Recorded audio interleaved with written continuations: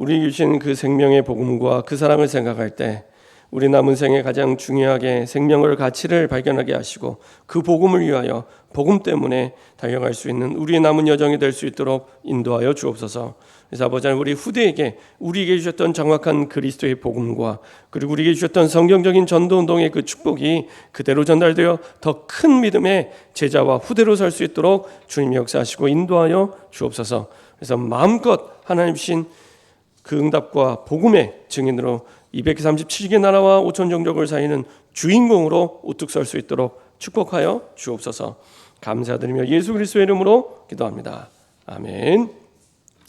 우리 좌우에 계신 분들과 인사하겠습니다. 예수가 그리스도이십니다. 우리 한 번 더 인사하겠습니다. 그리스도께서 모든 문제를 완전히 끝내셨습니다.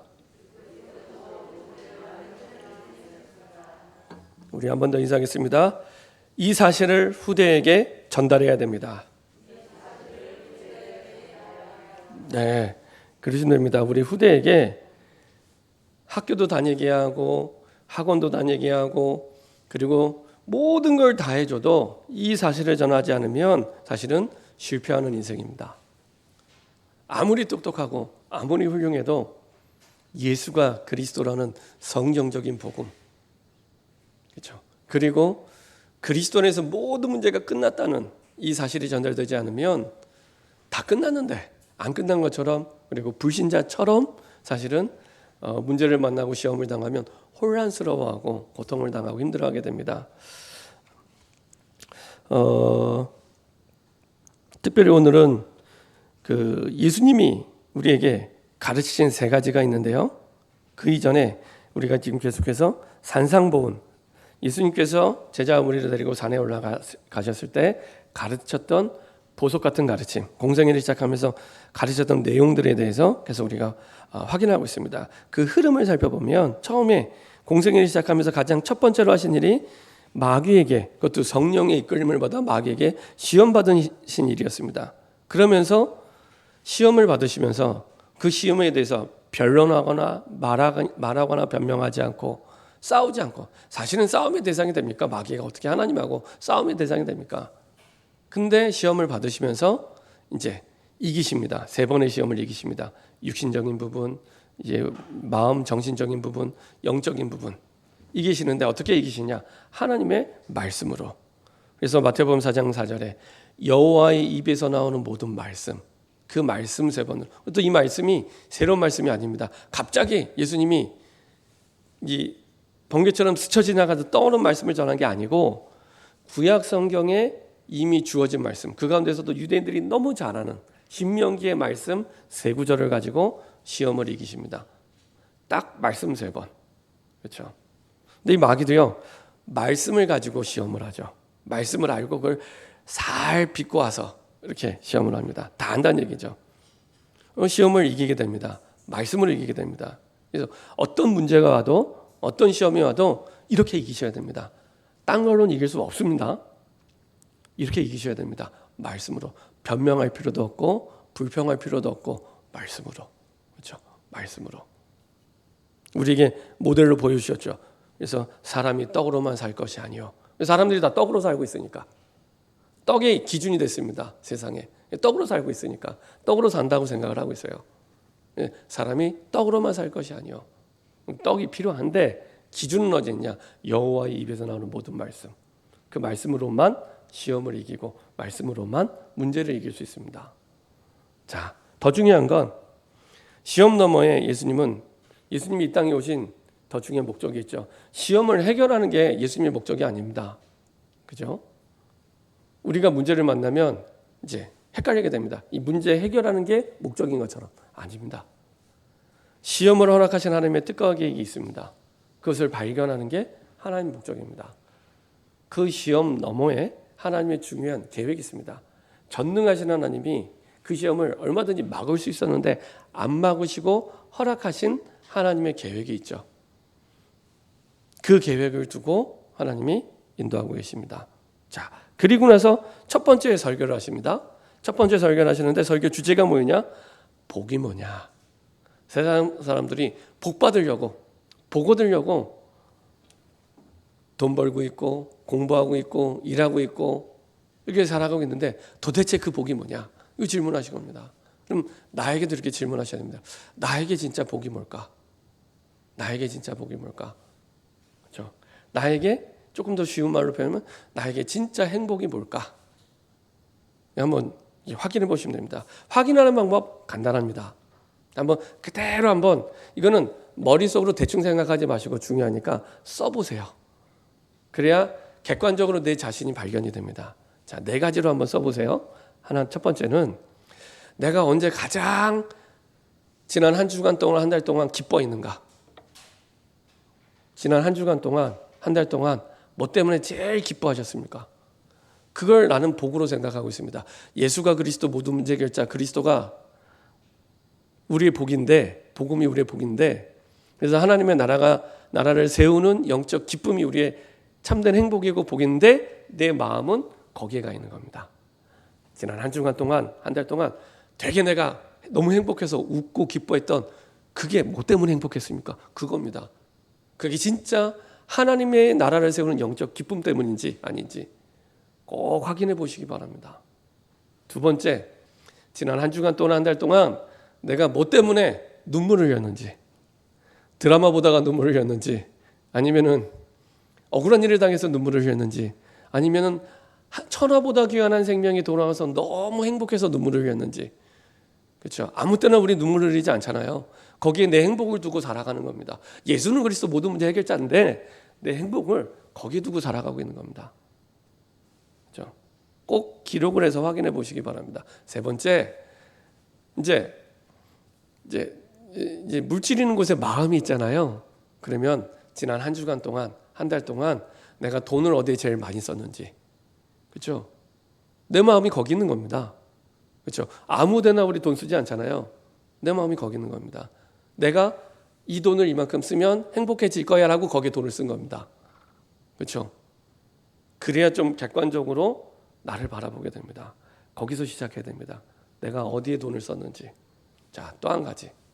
뭐 돈은 다를 수 있으니까. 그러면 시간. 시간은 공평하잖아요. 부자나 거지나 24시간.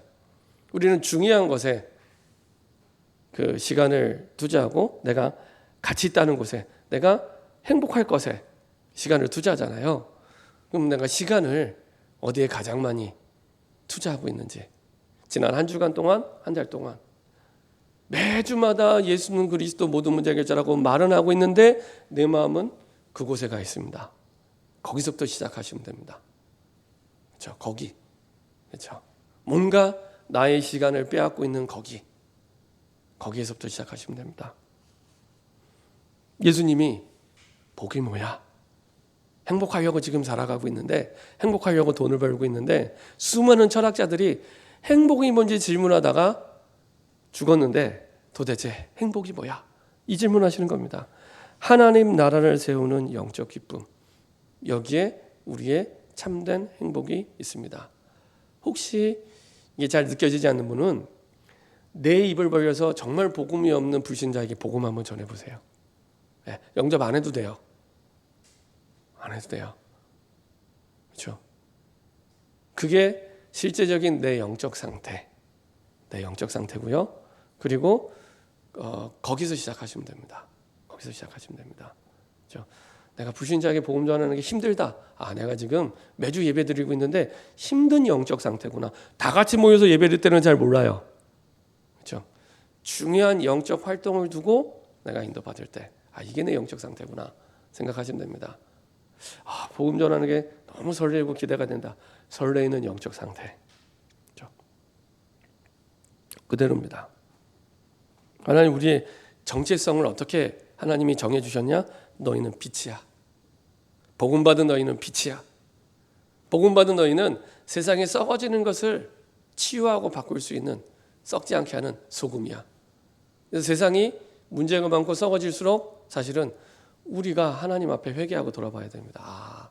우리가 소금의 역할을 복음 가지고 얼마든지 부패하지 않도록 썩지 않도록 할 수 있었는데 이게 우리 책임이구나. 우리가 복음을 말하지 않으니까 흑암이 공중원세 잡은 그 사단이 딱 현장을 부여잡고 계속 사건과 문제와 전쟁 속에 망하게 하고 있구나.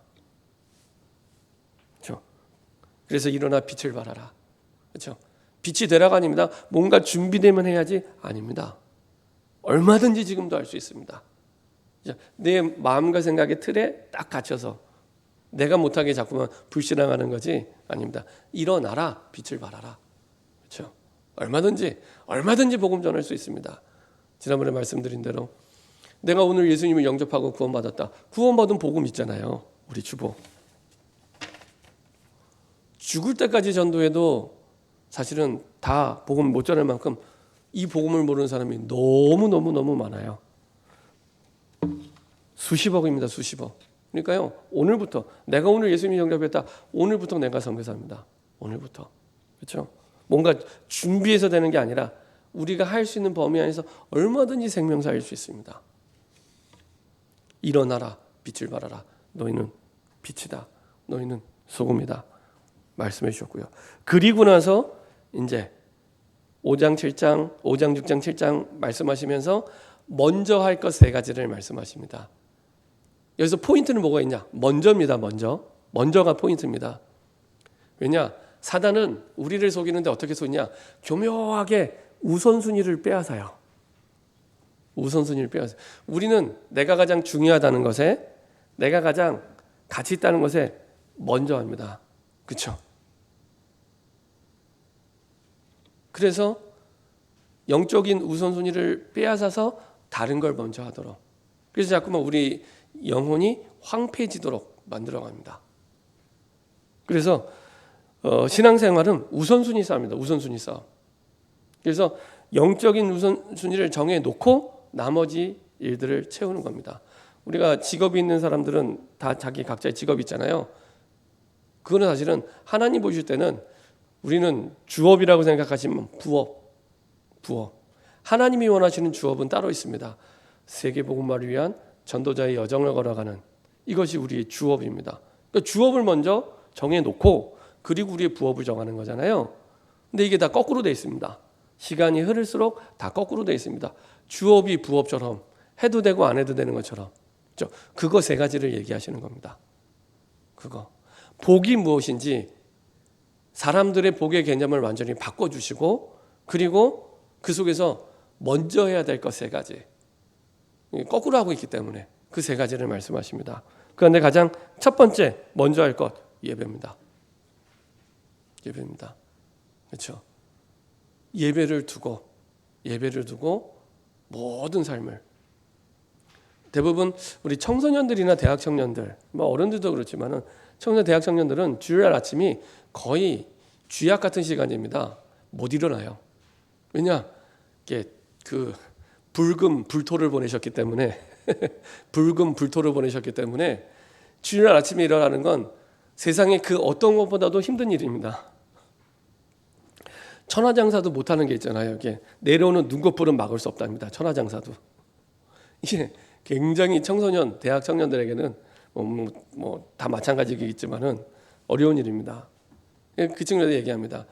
주일 예배 승리하려면 자는 것부터 승리해야 된다. 자는 것부터. 그렇죠? 천하장사도 내려오는 눈꺼풀을 이길 수 없기 때문에 자는 거에 승리하지 않으면 당연히 늦게 일어나죠. 그렇죠? 한 번, 두 번 진짜 막 겨우겨우 애를 써서 한 번, 두 번은 일찍 일어날 수도 있죠. 근데 지속하지 못합니다. 자는 거에 승리해야 됩니다. 그 말은 예배를 중심으로 내 모든 스케줄이 짜여지고 움직여져야 됩니다. 그래야 예배 승리할 수 있습니다. 안 그러면요, 다른 일 생기잖아요. 급한 일 생기잖아요. 바로 순서 바꿔버립니다. 그렇죠? 그래서 먼저 스케줄을 확정해 놓으면은 어떤 생각이 드냐면, 여러 가지 스케줄을 바꿀 일이 생길 때, 지금 이 중요한 스케줄을 사단이 놓치도록 지금 방해하는 거, 이렇게 깨달아지게 됩니다. 이 중요한 스케줄을 놓치도록. 교회를 꾸준히 다니는 사람들이요, 한 번 교회를 빠지고, 2번 교회를 빠지고, 한 3번 빠지잖아요. 그 다음에 4번째 교회를 오려고 하면 거의 10년 만에 교회 오는 것처럼 힘들어요. 아주 낯섭니다. 그죠? 그래서 산상보훈할 때 이제 가장 먼저 순서를 빼앗기지 말아야 될 것, 예배.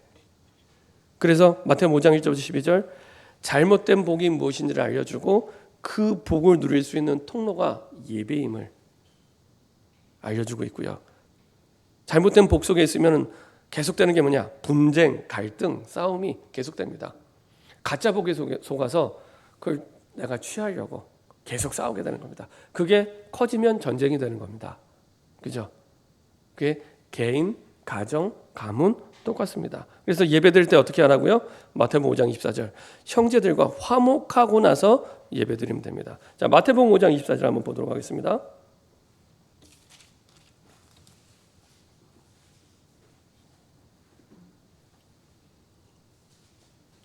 팔복을 말씀하시고 이제 예배에 대해서 말씀하시는데요. 자 24절입니다. 같이 한 목소리 합독하겠습니다.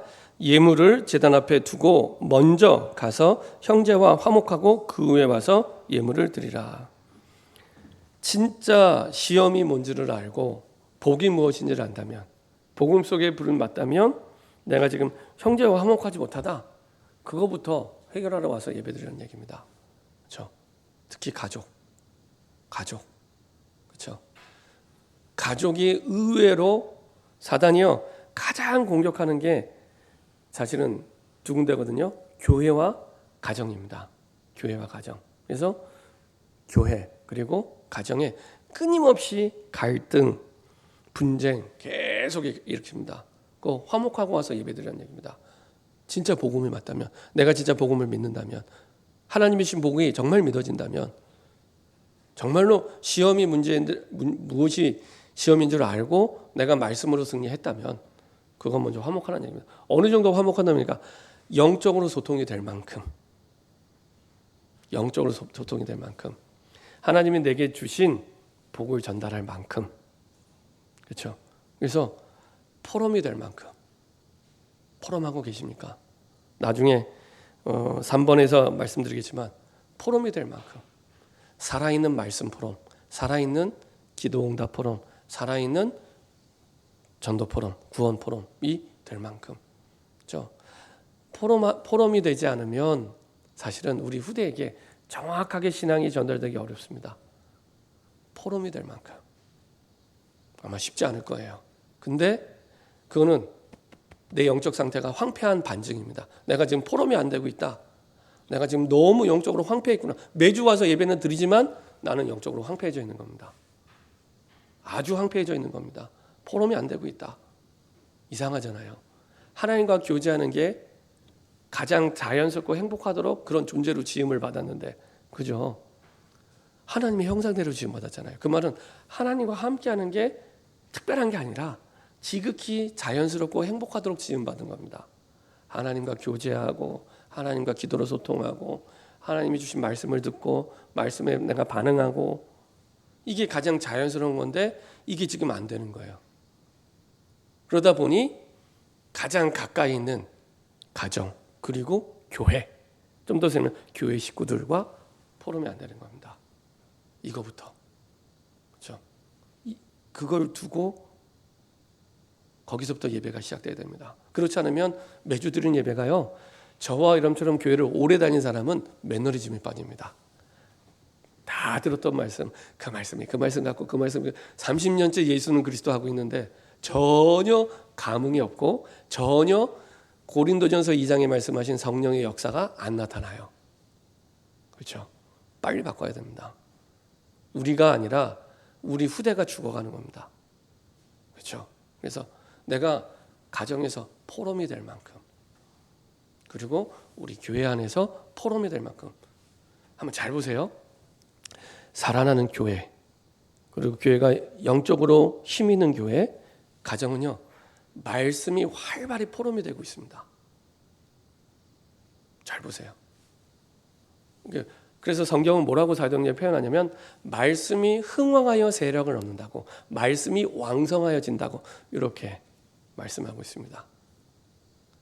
신명기 6장 4절부터 9절에는요 앉으나 저나 자녀들에게 가르치라고 하는데 그게 영어 성경에 보면은 디스커션으로 돼. 디스커션. 말씀 가지고 계속 포럼하고 전달하고 토론하고. 어떤 가정은 야구를 좋아하는 가정인가 봐요. 그 청년이 그 대전 출신인데 초등학교 선생님이에요. 뭐 이렇게 그 선교단체에서 또 훈련도 받고 그랬던 친구인데, 재밌는 건 이 친구가 집에 이제 한 번씩 내려가잖아요. 그러면 식탁에서 가족이 포럼한대요. 그래서 저는 말씀 포럼 하나 보다라고 했는데, 말씀 포럼이 아니라 야구 선수 포럼. 야, 이번에 한화 어떤 선수가 이번에 들어왔는 트레이드 받는데, 야, 연봉이 너무 비싸. 그렇게 비싸 주고 살 선수가 아닌데 하면서 야구 선수를 이제 도마 위에 올려놓고 계속 이제 포럼하는 겁니다. 야구 선수 포럼. 가족이 완전히 프로야구로 한화 야구팀으로 원네스 됐어요. 전에 TV 보니까 어떤 분은 그래서 야구장 있잖아요. 야구장 주변에 아파트로 아예 이사 가요. 그러니까 요새는 아파트가 이제 주상복합 굉장히 높이 올라가잖아요. 자기 집 창문을 열면은 야구 경기장이 이렇게 보일 만큼 그런 집으로 이사 가는 집이 있더라고요. 그래서 이야, 그러니까 요새 청년들 표현으로 찐팬이구나, 찐팬. 완전 찐팬이구나. 하나님의 말씀이 그렇게 포럼이 되면 됩니다. 완전히 살아나게 됩니다. 중요한 건 우리보다 더 큰 믿음의 후대가 그 속에서 일어나게 됩니다. 다른 방법 없습니다. 그거부터 하셔야 됩니다. 포럼부터 예수 믿어라, 교회 가라, 주일 예배 드려라. 100번 해도 내가 진심으로 내게 받은 은혜를 포럼하는 것보다 영향력 있지 않습니다. 그거부터. 그렇죠?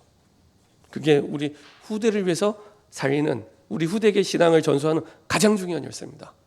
가장 살아있는 포럼이 전달되도록. 그렇죠? 안 되면 그 부분부터 내가 붙잡고 기도가 시작돼야 됩니다. 하나님의 형상대로 지음받은 하나님의 자녀가 하나님의 말씀을 받고 전달하는 게 지극히 정상적으로 자연스러운 일인데, 이게 안 되고 있습니다. 소화불량이 걸린 거죠. 소화불량. 근데 나는 아무렇지도 않은 것처럼 살아가고 있는 거예요. 그럼 어떻게 되냐? 그 속에서 자꾸 분쟁, 갈등, 그걸로 그냥 멈춰 있는 게 아닙니다. 분쟁, 갈등, 내 입에서 말씀 포럼이 안 되면 분쟁이 나오고요, 갈등이 되고요, 싸움이 되는 겁니다. 그래서 형제들과 화목하고 나서 예배드려라. 그때 진짜 하나님 만나는, 하나님 누리는 예배가 그때 시작이 됩니다. 자, 두 번째 먼저 할 것, 말 이전에, 행동 이전에 기도부터. 대부분이 먼저 예배드리지도 않고 그러다 보니까 먼저 기도하지 않아요. 하나님이 하셔야 되는데 기도보다 내 말이 앞서고 기도보다 내 행동이 앞서요. 우선순위가 바뀐 겁니다. 많은 사람들이 그래서 말보다, 그리고 기도보다 말과 행동이 앞서고, 그리고 기도를 해도 사람 앞에서 기도하고 하나님 앞에서 기도하잖아요. 그러니까 이게 딱 바리새인, 사두개인, 서기관, 대제사장 같은 그런 기도를 내가 여전히 하고 있는 거죠. 그래서 하나님이 원하시는 기도는 하나님 앞에서. 그 말은 하나님이 가장 원하시는 게 뭡니까? 하나님이 가장 기뻐하는 뜻이 무엇입니까? 그거를 마태복음 6장 32절 33절에 말씀하죠. 자, 30절부터 34절까지 같이 한 목소리로 합독하겠습니다. 마태복음 6장 30절부터 34절. 자, 예수님이 주기도문을 알려주시고 나서, 그리고 나서 뭘 위해 기도해야 될지를 너무나 예수님이 사람의 마음을 잘 아시고 말씀하시죠. 사람 앞에서 기도하는 기도 제목과 하나님이 원하는 기도 제목을 대비해서 말씀하시는 겁니다. 자, 마태복음 6장 30절에서 34절입니다. 같이 합독하도록 하겠습니다. 오늘 있다가 내일 아궁이에 던져지는 들풀도 하나님이 이렇게 입히시거든 하물며 너희일까 보냐. 믿음이 작은 자들아. 그러므로 염려하여 이르기를 무엇을 먹을까, 무엇을 마실까, 무엇을 입을까 하지 말라. 이는 다 이방인들이 구하는 것이라. 너희 하늘 아버지께서 이 모든 것이 너에게 있어야 할 줄을 아시느니라. 그런즉 너희는 먼저 그의 나라와 그의 의를 구하라. 그리하면 이 모든 것을 너희에게 더하시리라. 그러므로 내일을 위하여 염려하지 말라. 내일 일은 내일이 염려할 것이요 한날의 괴로움은 그날로 족하니라. 그렇죠? 사람들이 사람 앞에서 뭘 기도하는지 알아요. 무엇을 먹을까, 무엇을 마실까, 무엇을 입을까. 늘. 아예 나는 그렇게 안 하는데요. 그러면 아까 제가 처음에 써보면서 점검하라는 거 있죠. 그거 확인해 보세요. 내가 지난 한 주간 동안에 뭐 때문에 화를 내고 뭐 때문에 기뻐하고 뭐 때문에 눈물을 흘리고 어디에 돈을 썼는지 그거 확인해 보면 금방 확인됩니다. 내 마음은 거기에 가 있는 겁니다. 그렇죠? 한 번은 해외 선교지에서 유 목사님 통해서 요청이 들어왔습니다. 아마 그 선교지에 있던 이제 목사님이 아마 그 못 하시게 되고 이제 교회에 목사님이 공석이었던 것 같아요. 그래서 이제 그 선교지 교회에 목사님이 좀 보내달라고 요청이 왔어요. 근데 조건이 하나였답니다. 조건이 하나. 뭐였냐? 하나님을 믿는 목사님을 보내달래요. 하나님을 믿는 목사님을 보내달래요. 전 그 얘기 들으면서 되게 부끄럽더라고요. 하나님을 믿는 것처럼 우리가 살아왔는데 믿는 척 하고 있었구나. 하나님 안 믿는구나 우리가. 그래서 오죽했으면 선교지에서 조건이 하나님을 믿는 목사님. 우리 자녀들에게 제일 큰 존경이 어떤 말인 줄 아세요? 우리 자녀들이 아빠나 엄마한테 가장 존경스럽게 할 수 있는 말. 전 제 개인적으로 저는 그 말이라고 생각합니다. 우리 아빠는 진짜 하나님을 믿는 분이구나. 우리 엄마는 진짜 하나님을 믿는 분이구나. 그렇죠? 저는 자녀들에 대해 받을 수 있는 최고의 존경이라고 생각이 됩니다. 다른 사람을 몰라도 우리 아빠는 진짜 하나님을 믿는 분이구나. 우리 엄마는 진짜 하나님을 믿는 분이구나. 그렇죠? 그러면 성공하신 겁니다. 그렇죠? 먼저 그의 나라와 그의 의를 구하라. 하나님의 나라와 그의 의. 그래서 의는 항상 그 한자에 옳은 의자를 생각하시면 됩니다. 옳은 의. 하나님 보실 때 가장 올바르게 생각하는 기준이 뭐가 되겠습니까? 그렇죠? 하나님의 나라가 임하는 복음입니다.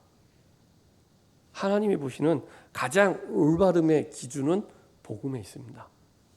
자, 세 번째 먼저 이제 그러면 이번엔 먼저 볼 것입니다. 먼저 볼 것. 앞부분은 먼저 할 것이었는데요. 세 번째는 먼저 볼 것. 이 1번, 2번이 되면은 남을 먼저 보지 않고요. 나를 먼저 보게 됩니다. 내가 받은 구원과 내가 받은 복음과 내게 주신 그 은혜를 먼저 보게 됩니다. 도저히 나는 구원받을 수 없는 그런 정말로 짐승만도 못한 그런 존재인데 그런 나를 구원해 주시고 하나님의 자녀 삼아 주시고 이 어마어마한 복음을 주셨다니, 그렇죠? 그 은혜와 그 감사와 그 감격으로 먼저 충만해집니다. 먼저 나를 보게 됩니다. 나같이 모자란 사람을, 나같이 부족한 사람을 하나님이 복음을 주셨구나, 구원을 주셨구나. 나를 먼저 보게 됩니다. 세 번째 먼저 볼 것은 뭐냐? 오늘 봤던 7장 1절부터 5절에 이렇게 말씀해 놓고 이제 신앙생활에 대해서, 사람과의 관계에 대해서 이제 말씀하시는 겁니다. 그래서 내가 다른 사람을 비판을 하는 게 아니라 간증을 먼저 하게 됩니다. 내가 만난 그리스도에 대해서, 내가 만난 하나님에 대해서, 내가 받은 구원에 대해서 간증을 먼저 하지 비판을 먼저 하지 않습니다. 근데요, 이게 되지 않으면은 하나님의 말씀 가지고 형제를 먼저 비판해요. 신앙생활 그렇게 하면 되나? 이렇게 얘기합니다. 예수 믿는 거 그렇게 해도 되나? 똑바로 해야지. 말은 틀리지 않아요. 말은 맞아요. 근데 늘 말씀드린 뭐와 안 맞냐? 복음과 안 맞습니다. 고린도전서 15장 45절 첫사람 아담은 산 영이요 둘째 아담은 살리는 영, 바뀐 버전은 살려주는 영, 이렇게 그리스도의 영에 대해 표현되어 있습니다. 그리스도의 영은요 살리는 영이고 살려주는 영입니다. 이 사람을 내가 진짜 살리는 말이 맞는가? 그 말이, 그렇죠? 살리는 말이 복음입니다. 복음은 무조건 살리는 겁니다. 조건 없습니다. 왜요? 나를 조건 없이 구원해 주셨잖아요. 조건 달았으면 여기 있는 저와 여러분 모두는 구원받지 못합니다. 하나님이 조건을 다셨으면 여기서 구원받을 사람은 아무도 없습니다. 근데 조건 없이 구원을 주셨잖아요. 그러면 조건 없이 살려주는 게 복음입니다. 그렇죠? 그럼 비판이 먼저 나가는 게 아니라 내가 만난 그리스도, 많은 문제 가운데 내 문제를 끝낸 그리스도 간증이 먼저 나가야죠. 그렇죠? 그 포럼이, 내게 역사하신 말씀 포럼이 먼저 나가야죠. 그래서 말씀 포럼이 안 되면은요, 말씀 가지고 비판하기 시작합니다. 그걸 보고 사실은 율법주의라고 해요. 율법주의. 똑바로 살아야지. 되냐? 그렇죠? 율법주의. 율법이 나쁜 게 아닌데 그 뒤에 주의가 들어가면은 이거는 사단의 통로가 되는 겁니다. 율법이 나쁜 게 아닙니다. 율법은 성경에 복음을 깨닫게 하는 몽학 선생입니다. 율법으로 말미암아 내가 죄인이구나. 그래서 나에게 복음이 필요하구나. 이렇게 은혜를 깨닫고 복음을 깨닫는 통로인데 그거 가지고 그게 답인 것처럼 기준을 가지고 말하는 겁니다. 율법이 주인의 자리에 앉아서 복음이 주인의 자리에 앉아야 되는데 그렇게 되는 겁니다. 그래서 자꾸 비판해요. 저는요. 제가 어렸을 때 교회를 다니다니까 그 말 때문에 상처받아서 교회 떠나는 사람 너무너무 많이 봤어요. 너무너무 많이 봤습니다. 그렇죠? 그래서 말씀 포럼 아니면 말 안 하시는 게 좋아요. 사실은 내가 충만하지 않으면 내가 나쁘려고 한 게 아닌데 나도 모르게 율법주의적으로 말이 가요. 예, 체질이. 한 번은 제가 전도사 때 이제 제 신학교 후배들하고 선배, 후배 같이 교육자 생활을 했습니다. 이제 다 친해요. 그리고 아예 미션하면서 같이 살았기 때문에. 근데 이제 후배 전도사님이 자꾸 이제 선배 전도사님을 좀 나쁜 표현으로 까요. 그렇게 하면 되나? 이러면서 똑바로 해야지. 그러면서 근데 말은 맞아요. 분명히 실수하는 게 맞고 그리고 잘못하는 게 맞아요. 근데 이걸 자꾸 교육자 생활 한 3년 같이 하는 3년 내내. 그래서 한 번은 제가 불렀습니다. 불러서 얘기했어요. 네가 자꾸 이렇게 그 선배 그 전선생님한테 이렇게 얘기하는데 이렇게 안 하는 게 좋겠다. 이렇게 얘기를 했어요. 그랬더니 뭐 이렇게 내가 말하는 게 틀리지 않지 않냐 이렇게 얘기를 하더라고요. 그래서 제가 한 가지 더 물었습니다. 그럼 한 가지 물어보자. 진짜 그 선배 전도사님을 사랑하냐? 그 영혼 사랑하냐? 제가 그렇게 질문했어요. 정말 그 영혼을 사랑하냐? 그 영혼을 사랑하는 나오는 말은 다르거든요. 그렇죠? 자녀가 내 사랑을 느끼지 못하고 훈육을 하면 원망합니다. 그죠? 그 영혼을 진짜 사랑하냐? 물어봤어요. 말이 맞다 틀렸다 얘기를 안 하고 그 영혼 진짜 사랑하냐? 그래서 진짜 그 영혼이 잘 되기를 바라냐? 진심으로. 대답을 못 하더라고요. 그렇죠? 예. 시작이 틀린 겁니다. 더 중요한 건 잠깐 내 마음이 시원해지는 것 같은데 영적인 축복을 다 빼앗깁니다. 이미 말씀이 귀에 안 들어오고 있고요. 기도가 안 되고 있습니다. 그렇죠? 그래서 그렇게 말을 많이 하고 비판할수록 이미 영적인 축복을 다 빼앗긴 상태입니다. 잘 보세요. 그냥 보지 말고 정말 기도하면 잘 보세요. 다 빼앗겨 있는 상태입니다. 그래서 제가 얘기를 해준 겁니다. 진짜 그 영혼 사랑하냐? 그렇죠? 전혀 사랑하는 마음 없이 말이 앞선다니까요. 잘 되기는 바라는 마음도 아니에요. 그렇죠? 그럼 그 말하는 영혼이 죽어가는. 상대방도 죽지만 더 중요한 건 말하는 그 영혼이 이미 죽어 있는 겁니다.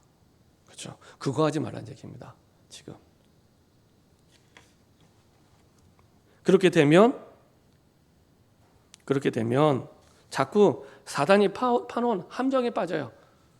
사단이 파놓은 함정, 창세기 3장, 6장, 11장의 함정은 뭐냐? 나예요, 나. 남이 아니고요, 나입니다, 나. 나라는 함정에 빠져요. 나를 못 보고 나라는 함정에 빠지게 됩니다. 그리고 딱 그 속에서 만들어진 나의 틀 속에 갇히게 됩니다. 그래서 신앙생활하는 게 우상 숭배하는 거랑 똑같아요.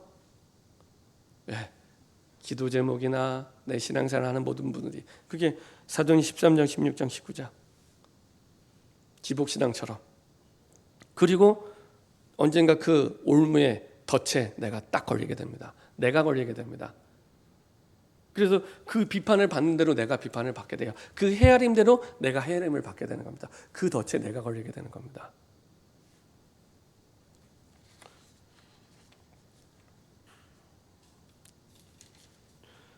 (7장 6절에) 거룩한 것을 개에게 주지 말며 너희 진주를 돼지 앞에 던지지 마라. 이게 무슨 말이냐면 개나 돼지는 이스라엘 백성들이 지저분하고 더러워진 어떤 그 돼지 같은 경우에는 특히 그 구약 성경의 그 율법의 그 제사에 보면은 먹으면 안 되는 부정한 음식입니다. 부정한 동물. 그러니까 더러운 동물, 부정한 동물. 그 동물에게는 사실은 진주 던져줘 봐야, 그리고 거룩한 주지 않은 것처럼 이렇게 복음 없이 비판하는 그 사람에게 응답이 전혀 없을 거란 얘기입니다. 그렇죠? 전혀 그 사람에게는 응답이 없습니다. 그러면서 뒤에 우리가 잘 아는 그 마태복음 7장 7절, 8절, 9절 내용이 나오며 비판하지 말고 불평하지 말고 구하라는 겁니다. 주실 거니까. 찾으라는 겁니다. 찾게 될 거니까. 두드리라는 겁니다. 열릴 거라는 말씀하시는 겁니다. 하나님의 나라와 뜻을 두고 찾으면 찾고 두드리면 열리고, 그렇죠? 이렇게 예수님이 쭉 산상보훈의 말씀을 하고 계시죠. 결론입니다. 예배를 성공하는 것이 삶의 기준이고 중심이 되면 됩니다. 그래서 말씀을 우리가 매주 예배드릴 때마다 답으로 확인할 수 있도록, 그리고 주신 말씀 속에서 내게 와 있는 모든 상황 속에 기도 제목을 확정할 수 있도록, 한 번에 예배를 드리더라도 이렇게 말씀을 붙잡고 기도 제목을 확정하시면 됩니다. 그리고 언약을 붙잡고 내 삶에서 묵상이 되도록 6일 동안 30분만이라도, 그러면 증인으로 예배 때 다시 이 자리에 오게 되십니다. 그리고 한번 나에게 진지하게 질문해 보시면 됩니다. 3가지. 과연 내가 하나님의 자녀가 맞는가? 되게 간단한 질문이죠. 아까 말씀드린 것처럼 하나님 믿는 목회자를 보내달라고 했던 것처럼 정말 하나님을 믿는 하나님의 자녀 맞는가? 정말 하나님은 살아계신가?